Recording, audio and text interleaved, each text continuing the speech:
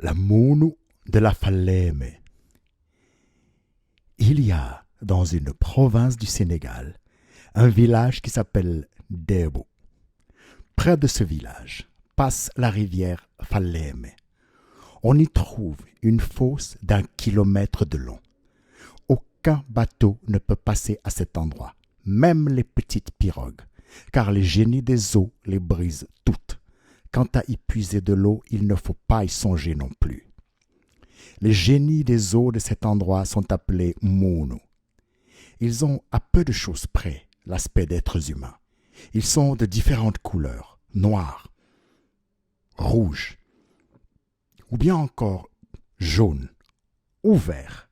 Hommes et femmes portent des cheveux longs. Aux mains, ils n'ont pas de pouces. À côté de la fosse se trouvait un champ appartenant à Oumar Fano, un villageois de Debo. Toutes les nuits, les génies y venaient voler du mil. Le propriétaire du champ, ne pouvant le supporter plus longtemps, se promit d'éclaircir le mystère de ces vols. Il creusa un trou dans la terre, puis le recouvrit de paille, de façon à ce qu'on ne le vît pas.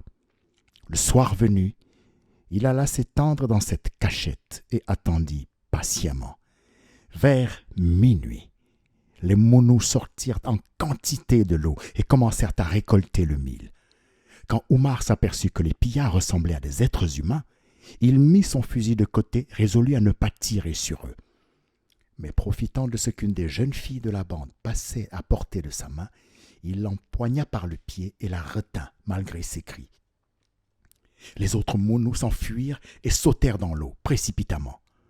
Oumar emmena sa prisonnière chez lui et la prit pour femme. Elle travaillait avec courage et faisait tout ce qu'il lui commandait.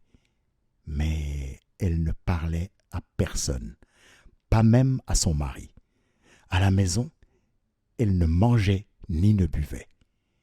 Elle attendit bientôt un bébé. À cette époque, un voisin s'en vint trouver Oumar Fano. « Comment ?» lui dit-il. « Tu gardes près de toi une femme qui ne parle pas, ne boit pas, ne mange pas. À ta place, je la ramènerai où je l'ai trouvée. »« Ainsi ferai-je dès demain, » déclara Oumar, vexé par ses propos. Le lendemain soir, en effet, il mena la Mounou au bord de la rivière Falémé. « Montre-moi de quel endroit de la rivière tu es sorti. » Elle lui désigna du doigt une place dans le fleuve. Alors Oumar lui prit la main. Ils entrèrent ensemble dans l'eau, et dès qu'il en eut jusqu'aux genoux, il lui dit « Retourne-t'en à l'endroit d'où tu viens. » La Mounou continua d'avancer lentement jusqu'à ce que l'eau lui vînt à la poitrine. Alors, se tournant vers Oumar, elle lui lança « Tu n'as pas de chance. »« Pourquoi cela ?»« Tu m'as gardé 2 ans chez toi, et pendant ce temps, j'ai été ta femme. Et puis, tu t'es fâché contre moi. Tu dois cependant bien te douter que si je suis resté aussi longtemps près de toi, c'est parce que cela ne me déplaisait pas. Maintenant, j'ai un enfant de toi et voici que tu m'abandonnes. Si tu m'avais gardé jusqu'à la naissance de cet enfant, alors j'aurais commencé à parler avec toi et je t'aurais appris beaucoup de choses.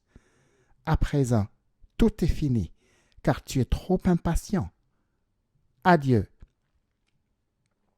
Elle disparut dans l'eau.